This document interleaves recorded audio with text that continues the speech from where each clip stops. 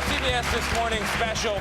Mental health disorders are treatable, but last year, nearly 57% of those who needed treatment did not get it.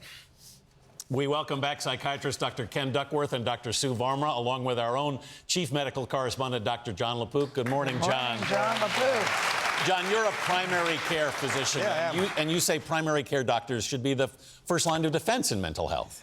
Yeah, and I think part of it is realizing that assessing for mental health problems, that's in our lane. Just as it's assessing for high blood pressure or high cholesterol, anything else is in our lane. That means talking to people about their mood, about their possible mental health problems, but also looking for clues. So Ken mentioned earlier, any problems with sleep? Is the person complaining of feeling jittery or maybe just a little bit tired? And then the things that are more subtle. So body language, right? And what's really important in assessing body language is actually looking at the patient. So turn away from that computer, look at the person, look them in the eye, and they'll feel safe. And people want to feel seen. People want to connect. Absolutely. And we know talk therapy is so vital, but Dr. Varma, medication is also out there. It's also an option. What should people know about that path? Medication is such an important part and can be an extremely effective tool as part of a comprehensive treatment plan. We need to have realistic expectations. We need to know going in that medication takes time to work. If we're talking about an antidepressant, it may take 6 to 8 weeks. It often has side effects, dry mouth, constipation, headaches.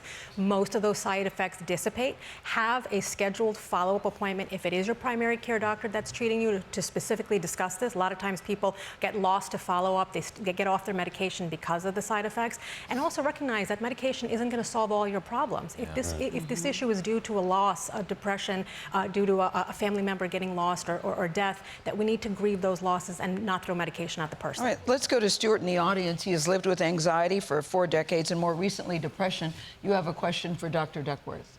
Thank you.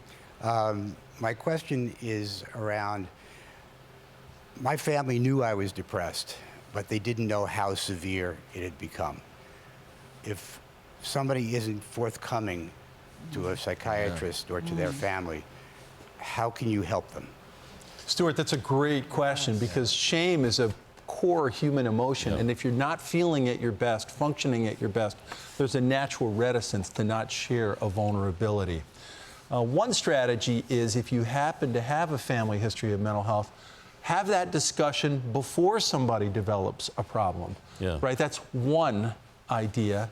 The other idea is just to notice the person and say, you know, is there anything that you want to chat with me about? I notice that you are depressed. I may not have a full understanding of what you're going through, but I'm open to listening to you. Very quickly, when do you know when to go to a therapist?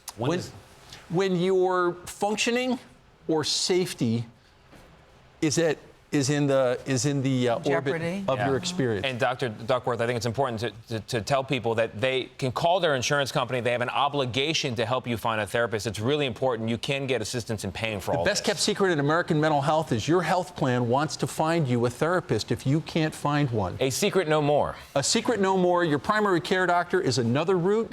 They often are connected. Yeah, there's a number on the back of your insurance card. Thank you very much, Dr. Sue Varma, Ken Duckworth, and of course, Jon LaPook.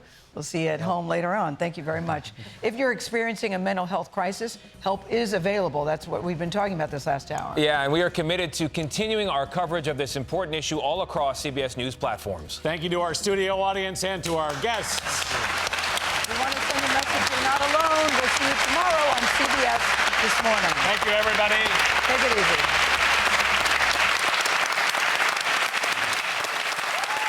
That goes so fast.